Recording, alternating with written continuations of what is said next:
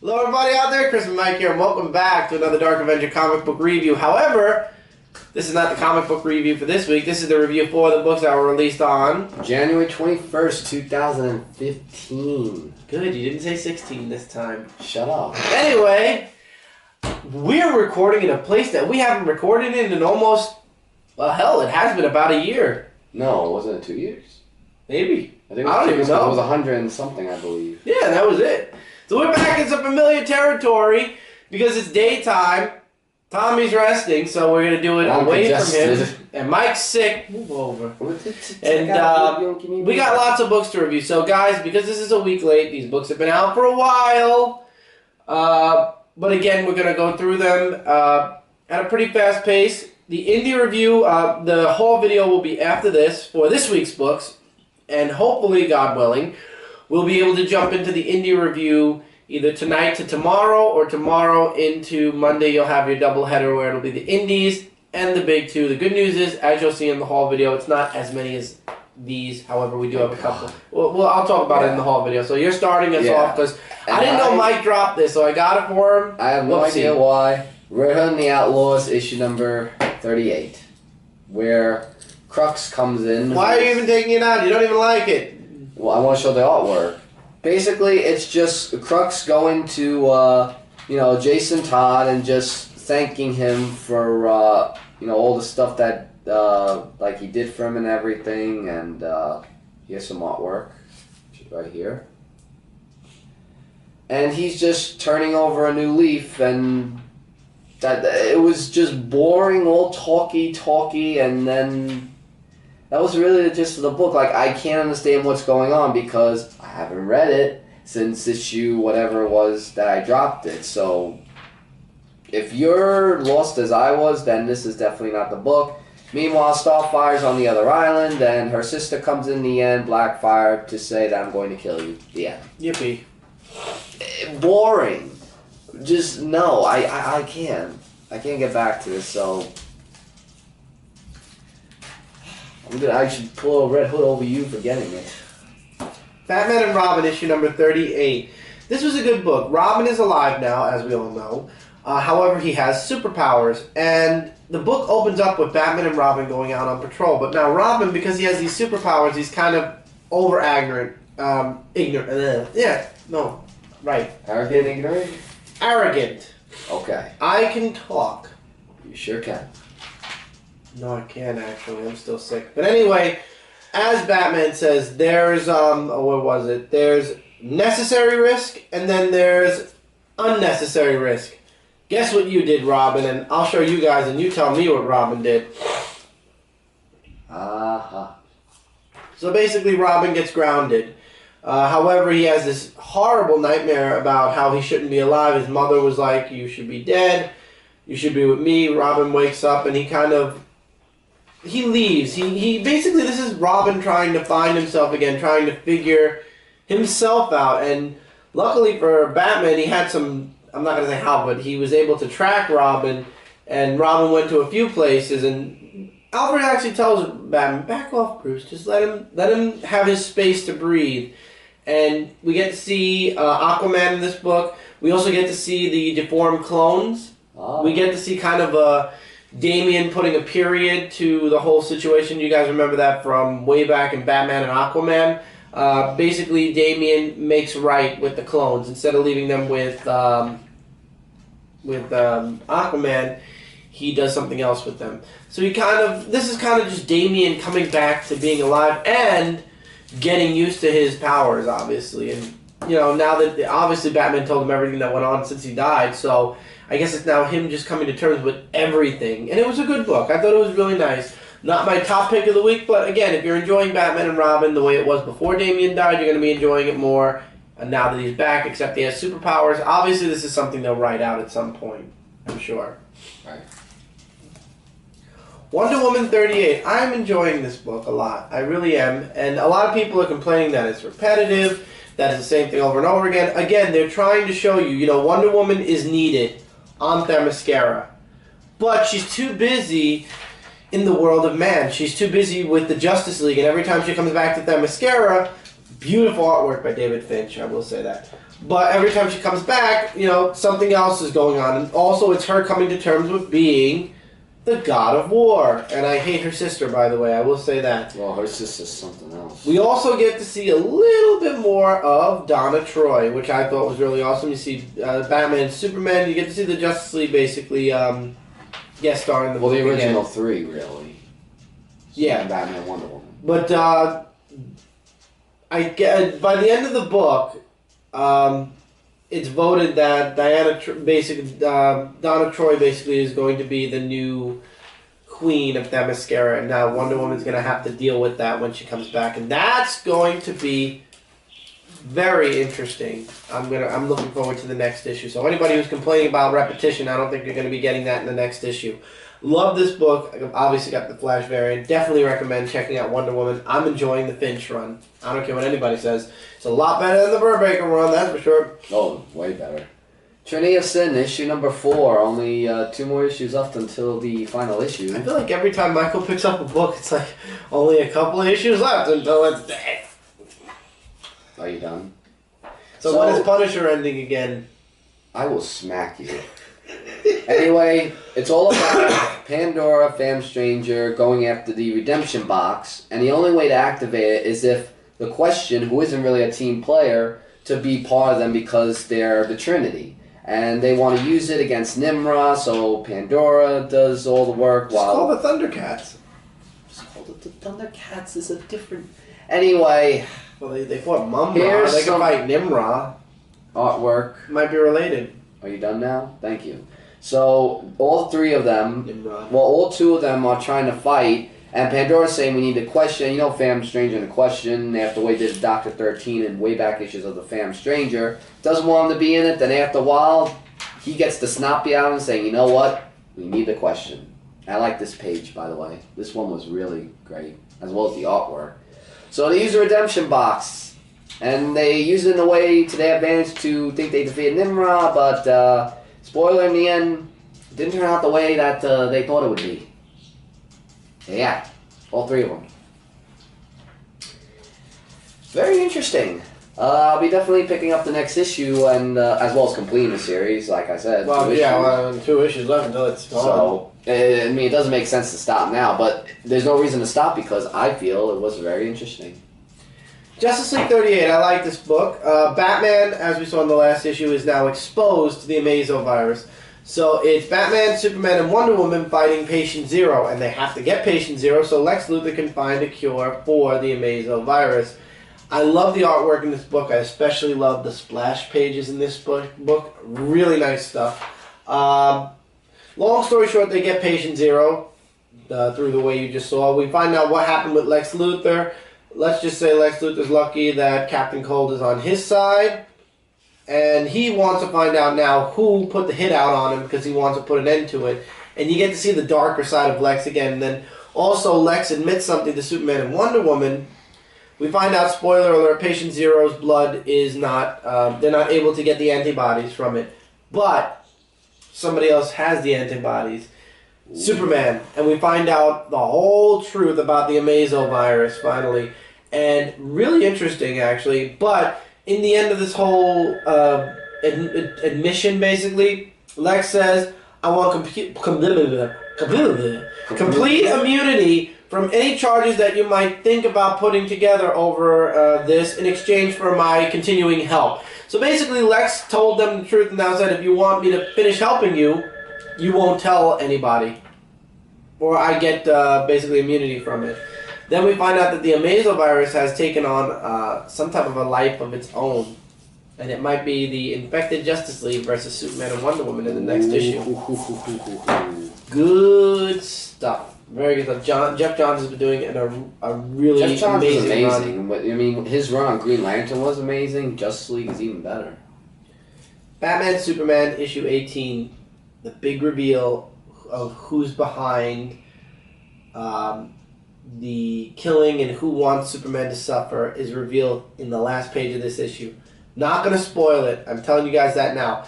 Batman uses Lois Lane for bait, basically. Clark wants to go back to the fortress before the fortress is even finished, recreating itself. which risks destroying the fortress forever. Which I don't understand the whole part where Supergirl comes in and forces him to stop because she wants the fortress to heal itself. I don't know why all of a sudden it matters so much to her. But anyway, that's when Batman uses Lois Lane for the bait, and I don't want to say the rest of the book because by the end of the book, let's just say Superman rushes to save Lois before she gets shot, but it turns out that Batman got shot, but he had a contingency plan. Oh. And that's where the reveal happens at the end of the book. And the reveal was awesome. I didn't see it coming. I gotta say, Greg Pak, you did a great job keeping us guessing all the way till the last issue. I never would have guessed it. In a million years, I never would have guessed it. Yeah, and usually you're the guy who calls things. I would have made a million guesses before that one, but wow. This book, the artwork is spectacular. Thank you, God. We got good artwork in this book finally. And the story is really good. If you haven't been checking out Batman, Superman, I would definitely recommend picking up this story arc. I've been superbly enjoying this book. Oh, boy.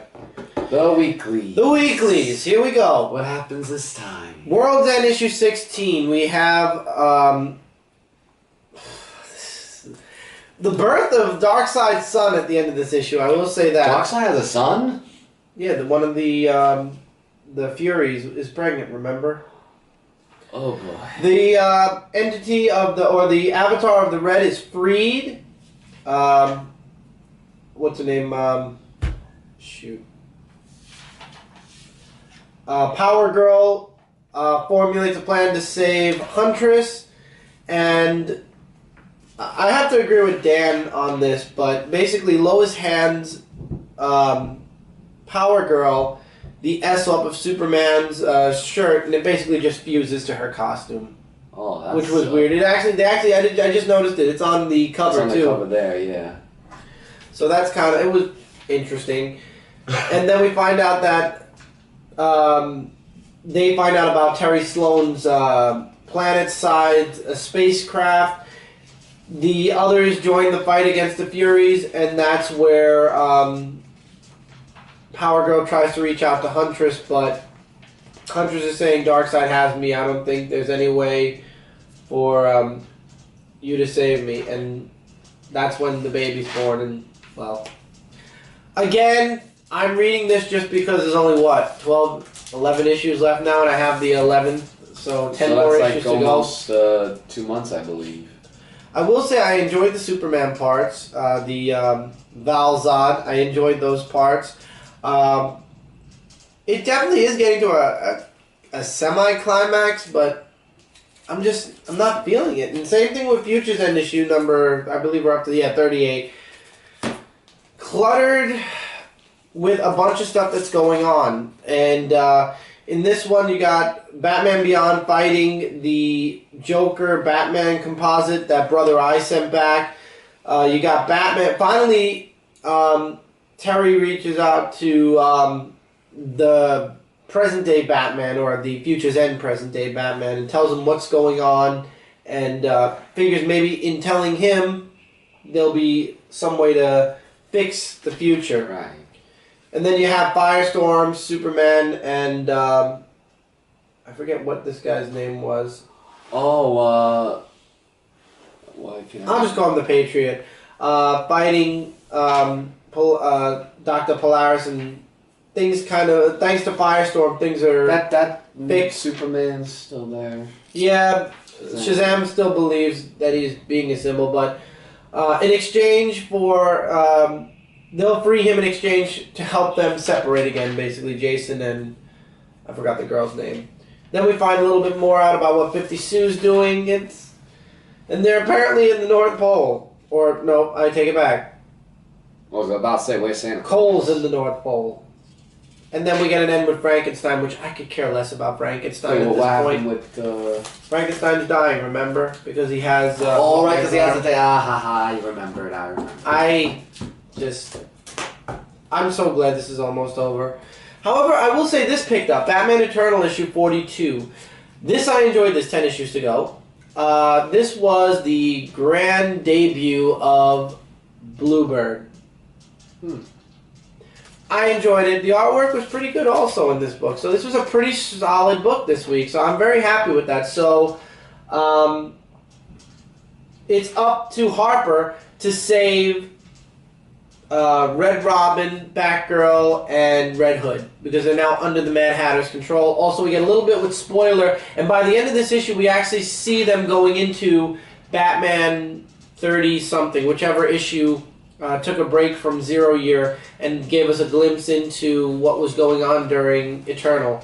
But long story short, Harper, using her smarts and her technology, is able to save the day in the end with the Mad Hatter, and that's when Batman finally shows up. Hey, it's Batman Eternal. At least Batman's in 2 pages. And we see that Harper... And I like the end conversation between Harper and Tim, where Harper's like, you make it sound like I had no choice. This was my choice. And when I'm ready to stop, I'll stop. If I want to stop. This is all on me. You're acting just like the Mad Hatter, thinking that you have all the control, and you don't. This is my choice. This is what I wanted. Ooh. So, and then the ending, like I said, it obviously leads into the Batman issue. Well, that did pick up. So that's DC Comics. Let's check the time real quick. We're good. Okay. Into Marvel we go with Legendary Star-Lord issue number 8. This is the finally date with Kitty Pryde and Peter Quill. Kitty Pryde's finally with Pete in space. She's not a hologram anymore, and he takes her to this orphanage, and she questions Pete. She's like, what do you Pete's like, why don't you stay out here with me? And they get into this huge argument. She's like, you're a pirate. What are you doing with your life? What do? You do nothing. I'm leaving out everything with Pete's dad. Read the book to find out. It all leads into Black Vortex. But anyway, later on, she finds out that the money the stuff that Pete plunders, basically he takes a little bit of money for himself, but the rest of it, all the money, all the rewards he gets goes towards orphanages all over the galaxies, not just one galaxy, all over the place. And Kitty Pryde finally sees Star-Lord as the person he really is. Like, she didn't understand why he did what he did, or why he's just a pirate, why nothing else. And then finally, it all comes together. And then in the end, she decides, oh, he didn't see this coming. After 8 issues, she's going to be joining the mainstay cast. I guess she's leaving the all-new X-Men, and she's going to be staying with Star-Lord in space. So Black Vortex obviously will be Kitty Pryde's big goodbye from the all-new X-Men, and her entering the Legendary Star-Lord book as a guest. I didn't think that would happen. Well, I want to get together, and then yeah. All in all, it was very good. I enjoyed the artwork in this book, and again, it was just one of those issues where it's leading into the main event. All New X-Men issue number 35. We get to see more of the Ultimate X-Men here. The Ultimate X-Men and the All New X-Men, basically, by the end of this book, there's tons of dialogue, tons of stuff. The stuff between Jean Grey from Ultimate Universe and the All New X-Men, I liked that. There was really some nice stuff some nice back and forth. But in the end, basically, they come together to save Beast from Doctor Doom. And it kind of ends with them and also Miles. Let's not forget Miles is there. It's very easy to say that, but no, Miles is there. And you have Jean screaming Miles' name more than once in this book, actually, at the end of the book and sometime in the middle of the book. I forget why. But it was hilarious. And then there's, let's just say it's an explosive ending. With this series, I don't know, I just feel like it's been a while since I read the last All New X-Men. Correct me if I'm wrong, guys. But anyway, I'm looking forward to the All New X-Men just coming back to the present, so this way we can get Black Vortex over with, which I believe we only have one more All New X-Men book, and then we go into Black Vortex with the All New X-Men. So, yep. At this point, I just can't wait for them to get out of the Ultimate Universe.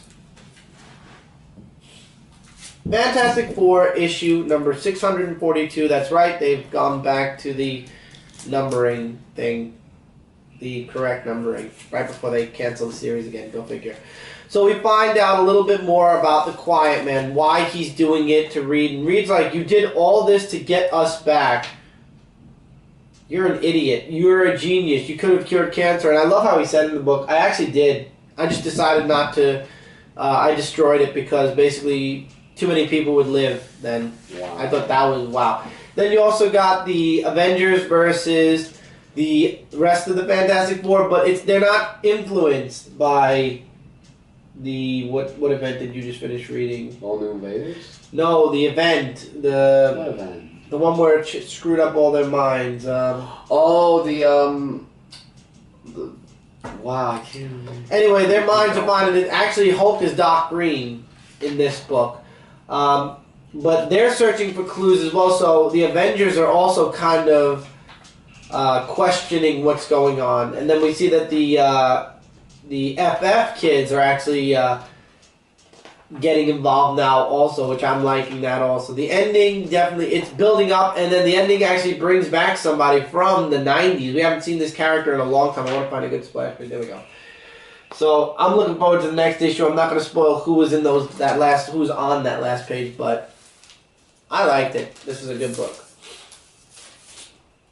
Superior Iron Man issue number 4. I don't know, this book, a lot of people like it's still going strong. I think it's still a great book, but I was kind of a little let down with the ending of this book, and I'm definitely not looking forward to the next issue where we're going to be focusing on Teen Abomination. But anyway, Matt Murdock takes the fight to Tony Stark in this book, and he knows what Tony Stark's doing, that he fed extremists through the water supply in Los Angeles, and that's why people are craving it. Like, he knows the whole dark, dirty little plan that Tony Stark had.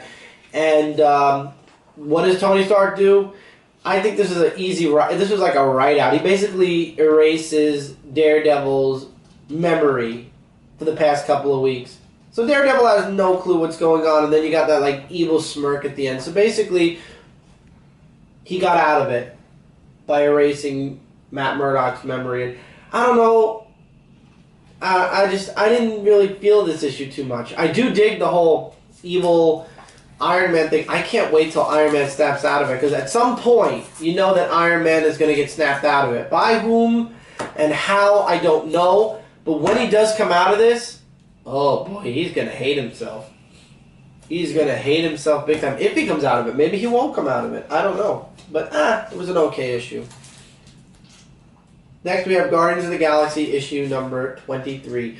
Any fan of the Spider-Man world, any fan of Venom, Carnage, the symbiotes, this is a semi-important book for you, because Venom goes home. The symbiote goes home, finally. The whole story arc was the symbiote getting home. It gets home in this issue. And not only does the symbiote get home, but we find out that Flash Thompson is one of the, out of all the wearers of the Venom symbiote, he is the most worthy, which I find very interesting. Here's the home planet, what it looks like, by the way. And we get a name finally. It's no longer going to be called the symbiote. The symbiote name is the Klinktar. And the reason why, and it's all explained, I don't want to spoil it. This is something that you really should read. But it's all explained here. Why Venom was the way it was. Why the symbiote was the way it was. The bastard symbiotes that came out of it, like Carnage and the other, like when they had that symbiote crisis, when they had all those symbiotes. It's all explained there. But it also is explained that if the symbiotes aren't in check, that they kill their own host. But that's when they thought, Flash took over the symbiote. They kind of... If you remember in the Venom series, they used a drug to dull the symbiote's natural urges, and that's when Flash went into space to join the Guardians, that's when the planet finally was able to reach out to the symbiote and bring the symbiote home. However, Flash gets a new costume, because now the symbiote has been cleansed, and you guys saw this on Marvel already, but this is the new symbiote. So this is now how Venom is going to be looking from now on. It's a mix between the classic Venom and the new mask, I would say, a new face. It really does look like the old Venom, the big muscle, beefed out character, but then like no tongue, no mouth. It looks like an armor mask instead.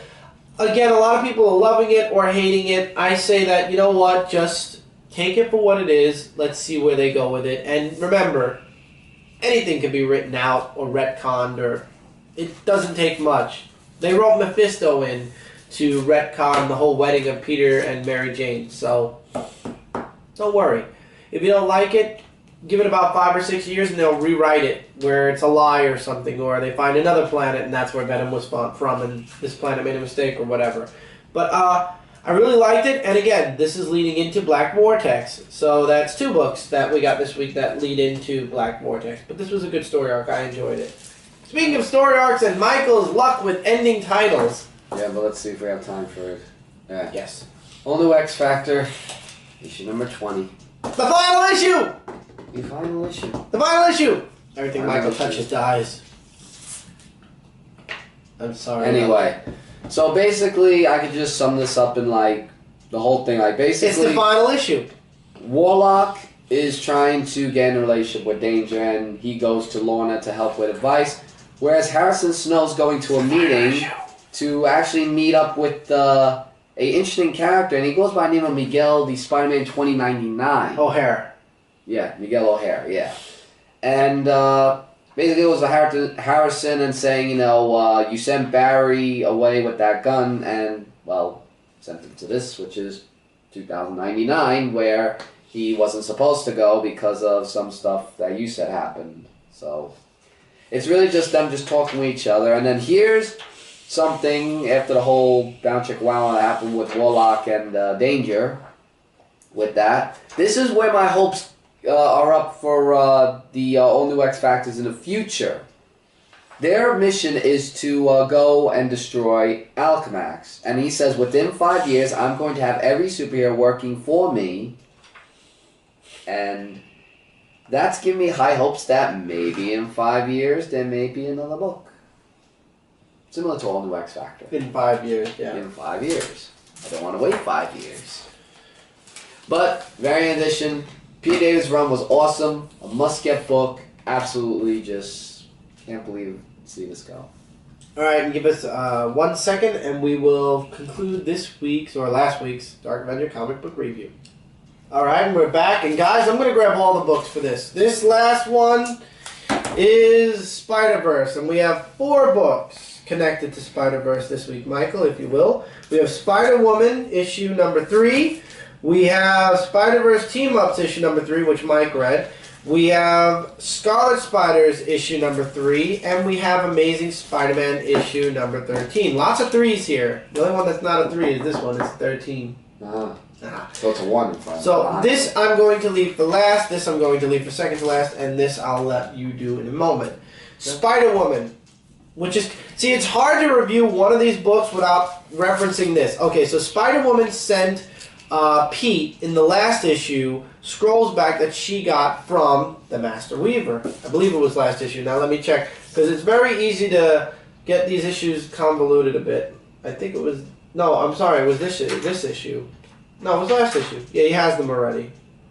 Okay, so Pete has them already in this issue. So we find out the whole conversation between Jessica Drew and the Master Weaver. And I like how she's, you know, she worked for tons of different organizations where she went undercover. So I love her acting skills in this book, and I really like the artwork. Greg Land is doing a really good job on most of, there are some pages, but most of the pages he's doing a good job with the art. I'm really liking Greg Land's work on this. And I don't like that Spider-Woman's costume's changing, but her costume changes a lot, so no surprise. So we had the conversation with the Master Weaver, and we have the connection to the last Amazing Spider-Man. Now, the last 3 pages where Spider-Woman returns to the pirate ship where she stored the evil Jessica Drew from the Loom World, she goes back there and she ends up coming face to face with that Jessica Drew, who's now the pirate's leader also, because she's some type of a seductress. Or anyway, we get Spider-Gwen and Silk to the rescue, which ties into this book. So I'm going to leave that off here.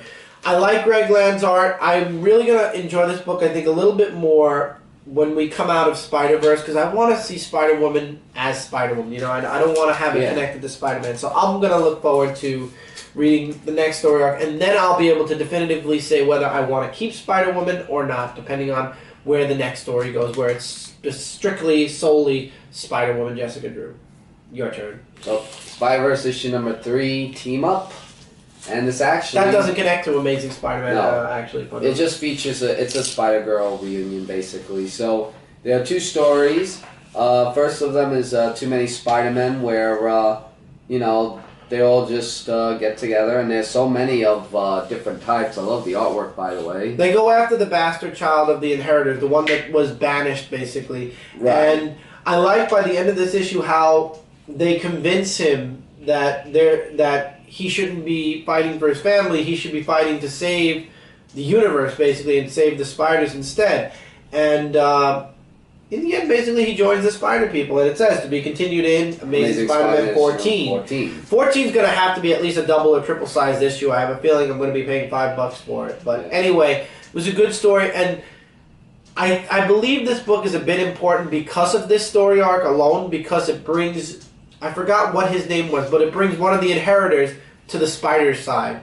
And then the second story, if you're a fan of the artwork and the writing of Spider-Girl, awesome. You want to read this. But I have to agree with Kat after reading this that might be April Parker, not May. It might be, because the way I was looking at it, I was saying that's got to be April Parker, because it doesn't look like May at all, because I don't remember that. But I did enjoy her with Uncle Ben. Yeah, but the whole Uncle Ben and Spider-Girl teaming up, I really liked that, and I liked how... It wasn't really a team-up, it was more of them just... fighting and or talking back and then Uncle Ben, I like how he says, "Uh-oh, my danger sense is suddenly tingling." I actually thought that was actually funny when I read that. So, getting over that and stuff like that. There are mutant spies that come in. Spider-Woman and Uncle Ben work together to get rid of them. And Uncle Ben, he kicked, wow, he just did all that. And I really enjoyed it. It was a really enjoyable issue. I mean, it's a really fun issue, so definitely will be interested in reading the next one. Now, this book does connect to Amazing Spider-Man 13, and that is Scarlet Spiders, issue 3 of 3. Kane, Jessica Drew from the Ultimate Universe, and Ben Parker from whatever universe he's from. I love the artwork. I don't care what anybody says. It's a really good artwork. Take it to Gen X once and for all. They know they have to destroy here's some really great artwork also. This whole book is a beauty fest of artwork. They take the fight to Gen X. They end up fighting Gen X throughout the whole book.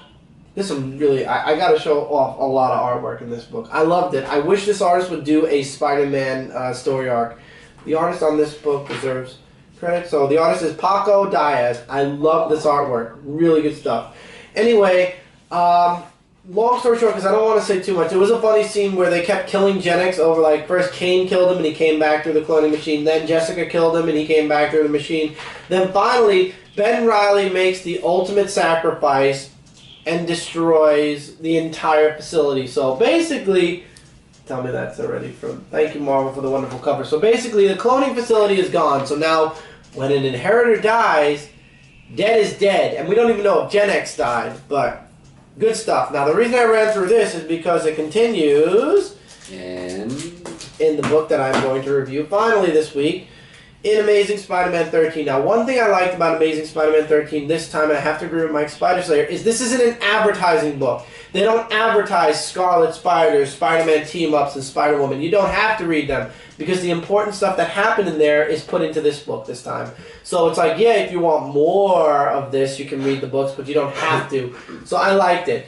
So now Pete, in this book, you got the father who, not the father, this is in Loom World. They go back to Loom World where they make the proclamation that there will be no more Spider-Men. And they're going to take this fight to the Spider-Man once and for all. While on Earth 3145, which is the atomic world where Ben Parker's from, we get Ben Parker's background. We get the background on what happened to the planet, why there was a nuclear holocaust, who caused it, which was Doc Ock. And I love how Superior Spider-Man, Doc Ock's he's like, how that, he could never. And he's like, yeah, well, he did. And then they start to try to decipher the scrolls. We have Silk and... Spider-Gwen going off to save Jessica Drew because they find out she's in trouble, so that attaches to Spider-Woman. There's a really great moment with the Spider-Man from India, which I liked. And I love how finally Superior Spider-Man realizes that Pete is from the future because he knows because he uses his bracelet which has Anna Marie in it. And he's like, you have a bracelet with a digital version of Anna Marie? And he's like, yeah, what? Wait a minute. if he knows Anna Marie, he's from the future. So obviously in the next issue we're going to have Doc Ock somehow fighting Pete for supremacy over being Spider-Man. I don't know, but I know that there's going to be a fight between Pete and Doc Ock before this story is over. You got the continuation of the fight between Silk, Jessica Drew Spider-Woman, and Spider-Gwen on the pirate ship, which I like that. And then you have another connection to 2099, and then you have the connection finally to the Scarlet Spiders, which you have Kane very angry because Ben sacrificed himself so that the Inheritors couldn't continue to clone themselves. So he goes and he takes on the full form of the Other and basically tries to take out the Inheritors. He fails, but he tries. And the thing is now, the Inheritors have the baby, they have the blood of the Other, and now basically Silk is going to be captured by the brother and sister that are alike. So basically they have everybody. So Pete finally says, we just got to take the fight to Loomworld once and for all. And Ben doesn't want to go, and Pete tries to convince him and fails, which I was surprised. But Superior Spider-Man tries, and guess what? Ben's like, fine, I'll do it one more time. And of course, we had to get the Dias cast at least once before this story arc is over. No, I thought we got rid of that phrase. But I gotta admit, Pete's Spider Friends Go For It wasn't exactly too good either. But next episode will be Spider-Man 2099's connection to Amazing Spider-Man 13. And then there's only one more issue to go, Amazing Spider-Man 14. I've been enjoying Spider-Verse. A lot of people are saying it's very repetitive also. It is, but it isn't. There are certain things that are happening while things are going, like while they're fighting the Inheritors and jumping from world to world. But this is it. Will issue 14 make this entire event worthwhile, or was this just a waste of an event? I guess we'll have to wait and find out. But I'm enjoying it. I'm loving the tie-ins. There's only one more book connected to Spider-Verse, which we're getting, which I got, which will be in the next episode, the Big 2 review. And, yeah, I'm looking forward to it. So that's it for this week, guys. I'm sorry if we sound, because we're sick. I'm sorry if we ran through the books really quickly. I'm sorry if we were like all over the place. We're sick, and we're really scrambling to not fall far behind. We're literally going to go from this to the haul video straight to the indie review. We're just scrambling to make sure that we don't fall behind because, as I told you guys, as of issue 275... Episode. I said issue, didn't I? You did. As of episode 275, the comic review will be reformatted to a comic book countdown, meaning they're not going to be Marvel DC or DC Marvel. It's going to be a straight run. All of these books are going to be put in order from my least favorite to my favorite of the week. And Michael's will be put in also to his. Well, he'll have his own pile then because he'll have his when I get to like my number 5 and yeah. So look forward to the countdown coming at 275. We just want to get there, and we want to be on time with that episode especially. The indie review, like I said, is staying the same. It's still just going to be an indie review.